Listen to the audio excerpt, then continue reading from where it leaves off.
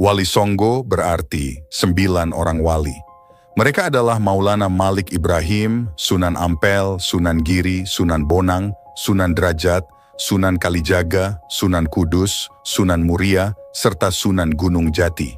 Mereka tidak hidup pada saat yang persis bersamaan. Namun satu sama lain mempunyai keterkaitan erat, bila tidak dalam ikatan darah juga dalam hubungan guru murid Maulana Malik Ibrahim yang tertua. Sunan Ampel anak Maulana Malik Ibrahim. Sunan Giri adalah keponakan Maulana Malik Ibrahim yang berarti juga sepupu Sunan Ampel. Sunan Bonang dan Sunan Derajat adalah anak Sunan Ampel. Sunan Kalijaga merupakan sahabat sekaligus murid Sunan Bonang. Sunan Muria anak Sunan Kalijaga. Sunan Kudus murid Sunan Kalijaga. Sunan Gunung Jati adalah sahabat para sunan lain, kecuali Maulana Malik Ibrahim yang lebih dahulu meninggal. Mereka tinggal di pantai utara Jawa dari awal abad 15 hingga pertengahan abad 16 di 3 wilayah penting, yakni Surabaya, Gresik, Lamongan di Jawa Timur, Demak, Kudus, Muria di Jawa Tengah, serta Cirebon di Jawa Barat. Mereka adalah para intelektual yang menjadi pembaharu masyarakat pada masanya. Mereka mengenalkan berbagai bentuk peradaban baru, mulai dari kesehatan, bercocok tanam, niaga, kebudayaan dan kesenian, kemasyarakatan hingga pemerintahan. Pesantren Ampel Denta dan Giri adalah 2 institusi pendidikan paling penting di masa itu. Dari Giri, peradaban Islam berkembang ke seluruh wilayah timur Nusantara. Sunan Giri dan Sunan Gunung Jati bukan hanya ulama, namun juga pemimpin pemerintahan.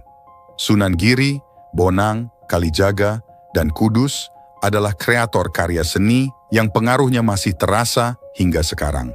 Sedangkan Sunan Muria adalah pendamping sejati kaum jelata. Era Wali Songo adalah era berakhirnya dominasi Hindu-Buddha dalam budaya Nusantara untuk digantikan dengan kebudayaan Islam. Mereka adalah simbol penyebaran Islam di Indonesia, khususnya di Jawa. Tentu banyak tokoh lain yang juga berperan, namun peranan mereka yang sangat besar dalam mendirikan kerajaan Islam di Jawa, juga pengaruhnya terhadap kebudayaan masyarakat secara luas, serta dakwah secara langsung, membuat 9 wali ini lebih banyak disebut dibanding yang lain. Masing-masing tokoh tersebut mempunyai peran yang unik dalam penyebaran Islam. Mulai dari Maulana Malik Ibrahim yang menempatkan diri sebagai tabib bagi kerajaan Hindu Majapahit, Sunan Giri yang disebut para kolonialis sebagai paus dari timur hingga Sunan Kalijaga yang mencipta karya kesenian dengan menggunakan nuansa yang dapat dipahami masyarakat Jawa, yakni nuansa Hindu dan Buddha. Berikut kita bahas satu persatu. Maulana Malik Ibrahim. Maulana Malik Ibrahim atau Makdum Ibrahim As-Samarkandi diperkirakan lahir di Samarkand, Asia Tengah pada paruh awal abad 14. Babat Tanah Jawi, versi Meinsma menyebutnya Asmarakandi, mengikuti pengucapan lidah Jawa terhadap As-Samarkandi, berubah menjadi Asmarakandi. Maulana Malik Ibrahim kadang juga disebut sebagai Syekh Maghribi. Sebagian rakyat malah menyebutnya kakek bantal. Ia bersaudara dengan Maulana Ishak, ulama terkenal di Samudra Pasai, sekaligus ayah dari Sunan Giri, Raden Paku. Ibrahim dan Ishak adalah anak dari seorang ulama Persia bernama Maulana Jumadil Kubro yang menetap di Samarkand. Maulana Jumadil Kubro diyakini sebagai keturunan ke-10 dari Sayyidina Hussein, cucu Nabi Muhammad Shallallahu Alaihi Wasallam. Maulana Malik Ibrahim pernah bermukim di Champa, sekarang Kamboja, selama 13 tahun sejak tahun 1379. Ia malah menikahi putri raja yang memberinya 2 putra. Mereka adalah Raden Rahmat, dikenal dengan Sunan Ampel, dan Said Ali Murtada, alias Raden Santri. Merasa cukup menjalankan misi dakwah di negeri itu, tahun 1392 Masehi Maulana Malik Ibrahim hijrah ke Pulau Jawa meninggalkan keluarganya. Beberapa versi menyatakan bahwa kedatangannya disertai beberapa orang. Daerah yang ditujunya pertama kali yakni Desa Sembalo, daerah yang masih berada dalam wilayah kekuasaan Majapahit. Desa Sembalo sekarang adalah daerah Leran Kecamatan Manyar, 9 km utara kota Gresik. Aktivitas pertama yang dilakukannya ketika itu adalah berdagang dengan cara membuka warung. Warung itu menyediakan kebutuhan pokok dengan harga murah. Selain itu, secara khusus Malik Ibrahim juga menyediakan diri untuk mengobati masyarakat secara gratis. Sebagai tabib, kabarnya, ia pernah diundang untuk mengobati istri raja yang berasal dari Champa. Besar kemungkinan permaisuri tersebut masih kerabat istrinya. Kakek Bantal juga mengajarkan cara-cara baru bercocok tanam. Ia merangkul masyarakat bawah kasta yang disisihkan dalam Hindu. Maka sempurnalah misi pertamanya, yaitu mencari tempat di hati masyarakat sekitar yang ketika itu tengah dilanda krisis ekonomi dan perang saudara. Selesai membangun dan menata pondokan tempat belajar agama di Leran, tahun 1419 Masehi, Maulana Malik Ibrahim wafat. Makamnya kini terdapat di Kampung Gapura, Gresik, Jawa Timur. Kedua, Sunan Ampel. Ia putra tertua Maulana Malik Ibrahim. Menurut Babat Tanah Jawi dan Silsilah Sunan Kudus, di masa kecilnya ia dikenal dengan nama Raden Rahmat. Ia lahir di Champa pada 1401 Masehi. Nama Ampel sendiri diidentikan dengan nama tempat di mana ia lama bermukim. Di daerah Ampel atau Ampel Denta, wilayah yang kini menjadi bagian dari Surabaya, kota Wonokromo sekarang. Beberapa versi menyatakan bahwa Sunan Ampel masuk ke Pulau Jawa pada tahun 1443 Masehi, bersama Said Ali Murtado, sang adik. Tahun 1440, sebelum ke Jawa, mereka singgah dulu di Palembang. Setelah 3 tahun di Palembang, kemudian ia melabuh ke daerah Gresik. Dilanjutkan pergi ke Majapahit, menemui bibinya, seorang putri dari Champa bernama Dwarawati, yang dipersunting salah seorang raja Majapahit beragama Hindu bergelar Prabu Sri Kertawijaya. Sunan Ampel menikah dengan putri seorang adipati di Tuban. Dari perkawinannya itu ia dikaruniai beberapa putra dan putri. Di antaranya yang menjadi penerusnya adalah Sunan Bonang dan Sunan Derajat. Ketika Kesultanan Demak 25 km arah selatan kota Kudus hendak didirikan, Sunan Ampel turut membidani lahirnya kerajaan Islam pertama di Jawa itu.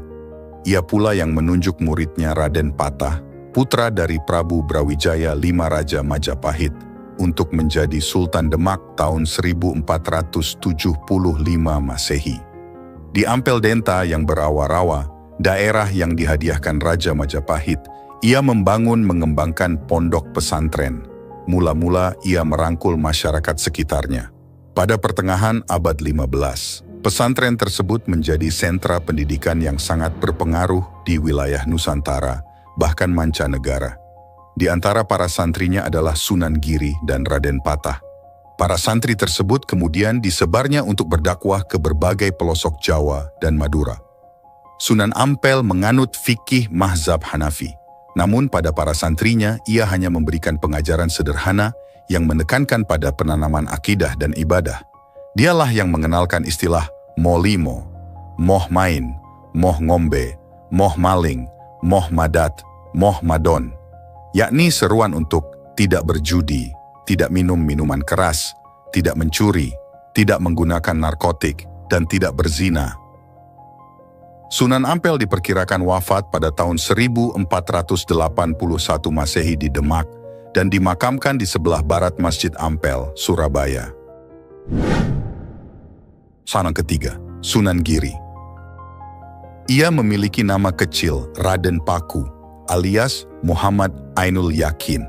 Sunan Giri lahir di Blambangan, kini Banyuwangi, pada tahun 1442 Masehi.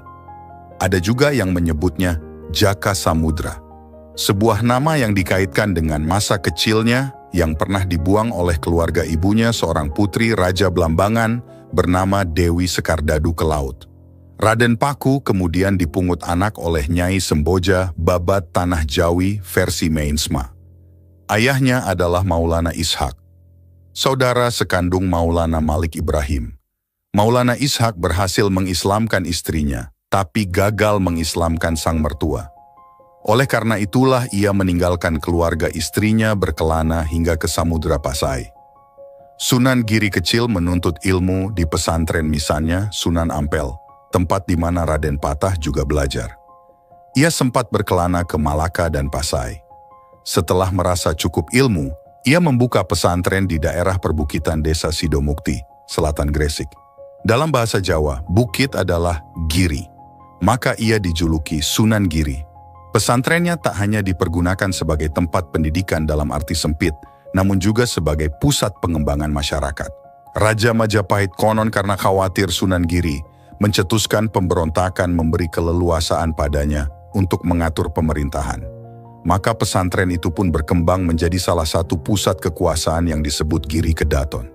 Sebagai pemimpin pemerintahan, Sunan Giri juga disebut sebagai Prabu Satmata. Giri Kedaton tumbuh menjadi pusat politik yang penting di Jawa waktu itu. Ketika Raden Patah melepaskan diri dari Majapahit, Sunan Giri malah bertindak sebagai penasihat dan panglima militer Kesultanan Demak. Hal tersebut tercatat dalam Babad Demak. Selanjutnya, Demak tak lepas dari pengaruh Sunan Giri. Ia diakui juga sebagai mufti, pemimpin tertinggi keagamaan setanah Jawa. Giri Kedaton bertahan hingga 200 tahun. Salah seorang penerusnya, Pangeran Singosari, dikenal sebagai tokoh paling gigih menentang kolusi VOC dan Amangkurat II pada abad 18. Para santri pesantren Giri juga dikenal sebagai penyebar Islam yang gigih ke berbagai pulau, seperti Bawean, Kangean, Madura, Haruku, Ternate, hingga Nusa Tenggara. Penyebar Islam ke Sulawesi Selatan, Datuk Ribandang dan dua sahabatnya adalah murid Sunan Giri yang berasal dari Minangkabau. Dalam keagamaan, ia dikenal karena pengetahuannya yang luas dalam ilmu fikih. Orang-orang pun menyebutnya sebagai Sultan Abdul Fakih. Ia juga pencipta karya seni yang luar biasa. Permainan anak seperti jelungan, jamuran, lir-ilir, dan cublak suweng disebut sebagai kreasi Sunan Giri. Demikian pula gending, asmaradana, dan pucung lagi bernuansa Jawa, namun syarat dengan ajaran Islam. Keempat, Sunan Bonang. Ia anak Sunan Ampel, yang berarti juga cucu Maulana Malik Ibrahim. Nama kecilnya adalah Raden Makdum Ibrahim. Lahir diperkirakan 1465 Masehi, dari seorang perempuan bernama Nyi Ageng Manila, putri seorang adipati di Tuban Sunan Kudus, banyak berguru pada Sunan Kalijaga.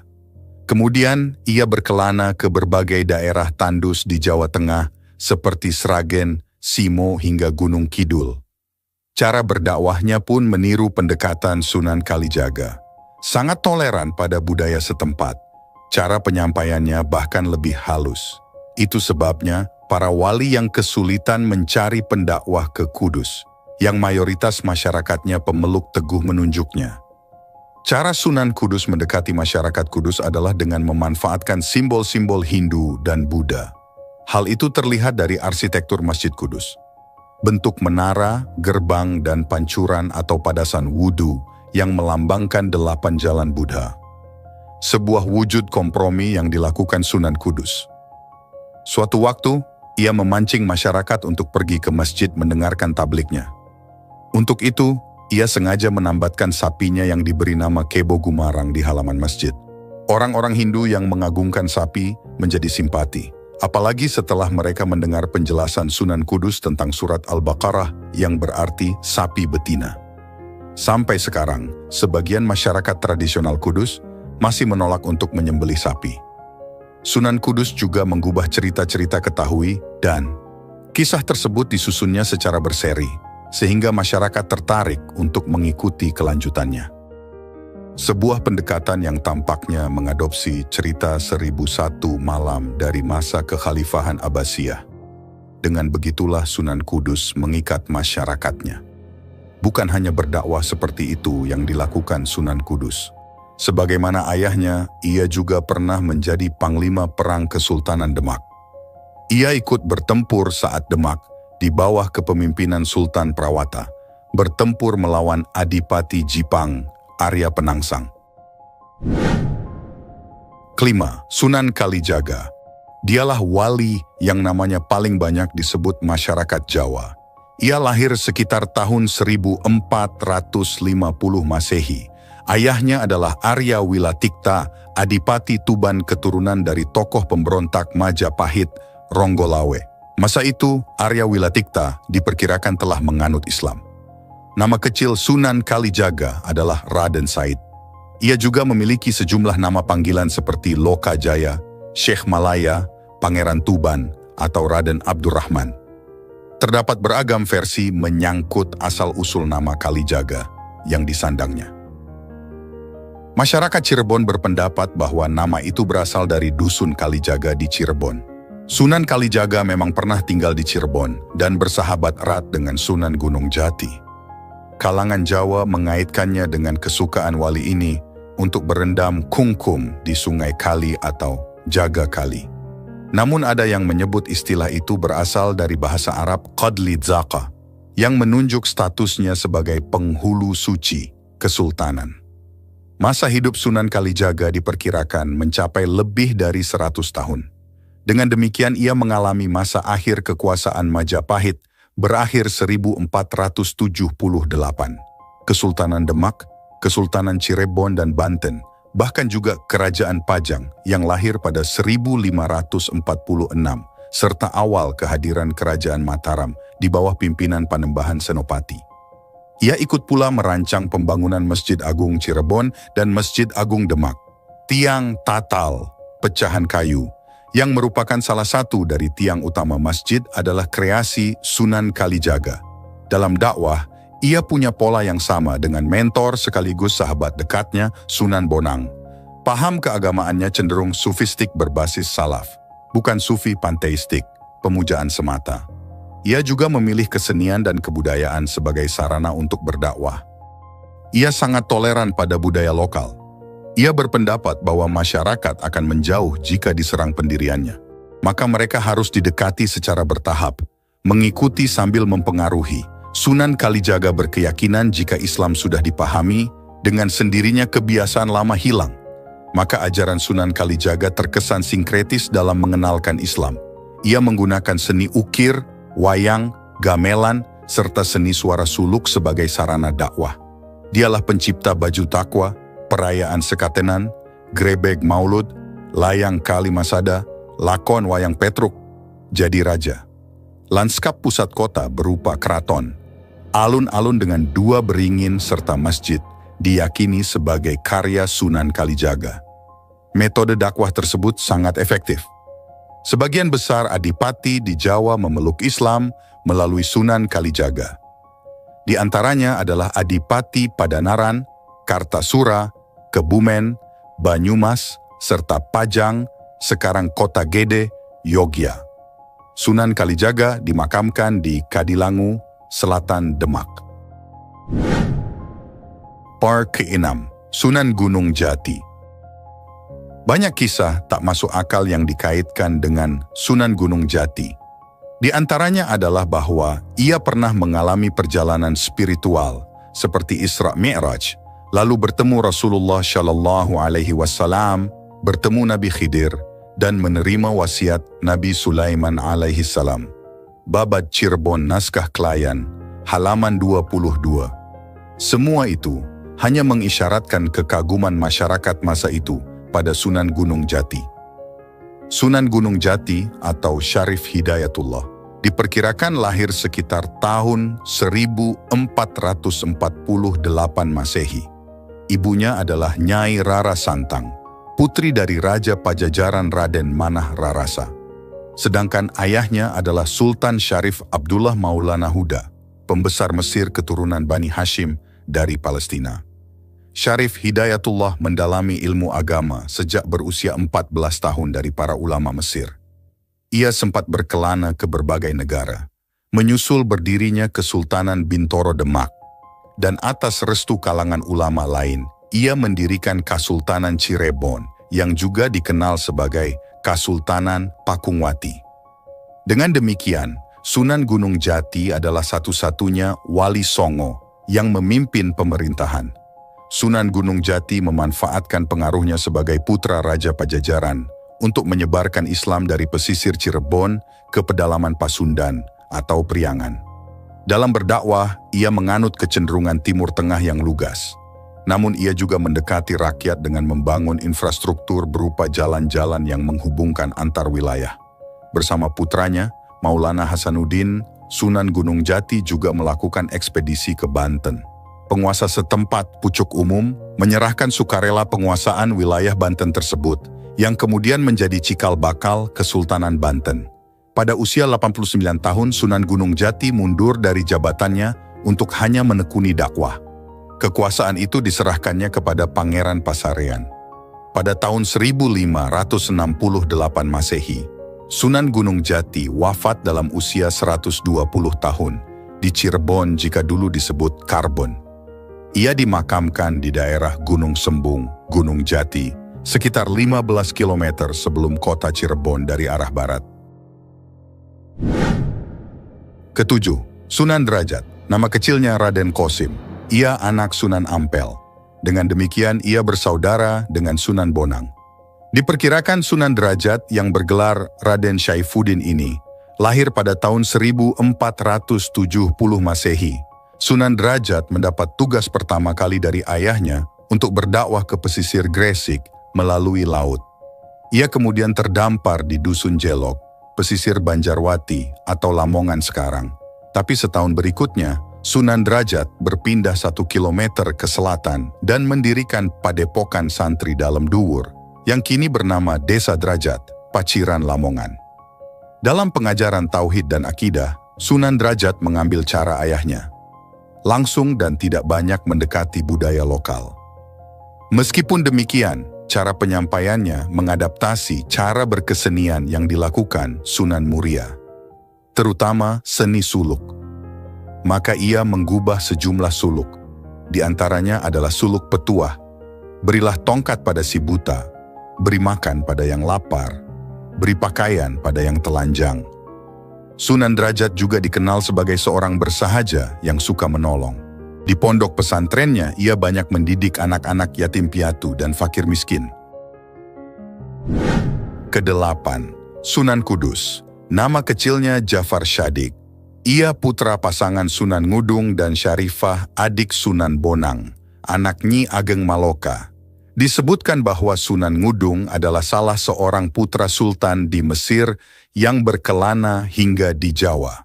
Di Kesultanan Demak, ia pun diangkat menjadi panglima perang. Sunan Kudus banyak berguru pada Sunan Kalijaga. Kemudian ia berkelana ke berbagai daerah tandus di Jawa Tengah, seperti Sragen, Simo, hingga Gunung Kidul. Cara berdakwahnya pun meniru pendekatan Sunan Kalijaga. Sangat toleran pada budaya setempat. Cara penyampaiannya bahkan lebih halus. Itu sebabnya para wali yang kesulitan mencari pendakwah ke Kudus, yang mayoritas masyarakatnya pemeluk teguh menunjuknya. Cara Sunan Kudus mendekati masyarakat Kudus adalah dengan memanfaatkan simbol-simbol Hindu dan Buddha. Hal itu terlihat dari arsitektur Masjid Kudus.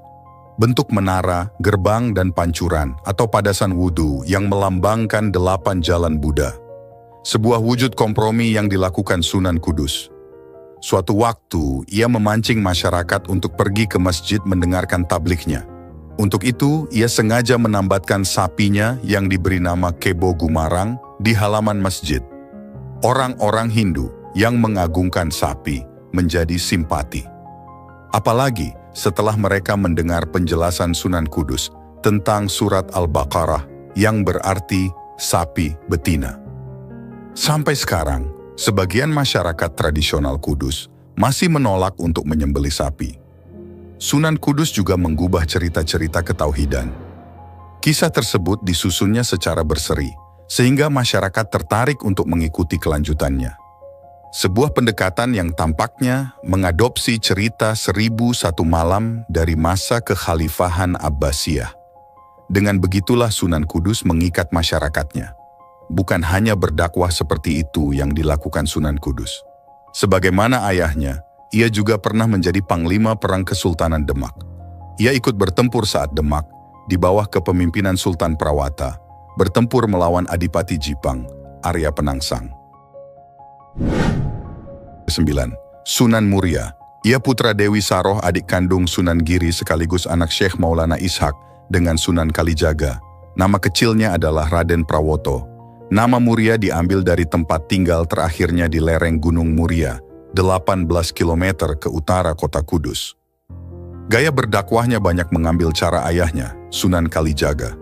Namun berbeda dengan sang ayah, Sunan Muria lebih suka tinggal di daerah sangat terpencil dan jauh dari pusat kota untuk menyebarkan agama Islam. Bergaul dengan rakyat jelata, sambil mengajarkan keterampilan-keterampilan bercocok tanam, berdagang dan melaut adalah kesukaannya.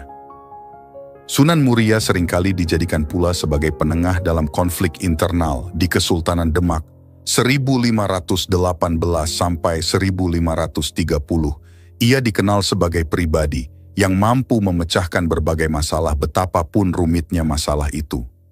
Solusi pemecahannya pun selalu dapat diterima oleh semua pihak yang berseteru. Sunan Muria berdakwah dari Jepara, Tayu, Juwana, hingga sekitar Kudus dan Pati. Salah satu hasil dakwahnya lewat seni adalah lagu Sinom dan Kinanti. Terima kasih telah menyaksikan video ini. Semoga kisah para wali Songo memberikan kita inspirasi dan kebijaksanaan dalam menjalani kehidupan sehari-hari. Jangan lupa untuk like, berkomentar, dan membagikan video ini agar semakin banyak orang dapat belajar dari sejarah Islam di Indonesia. Sampai jumpa di video selanjutnya. Wassalamualaikum warahmatullahi wabarakatuh.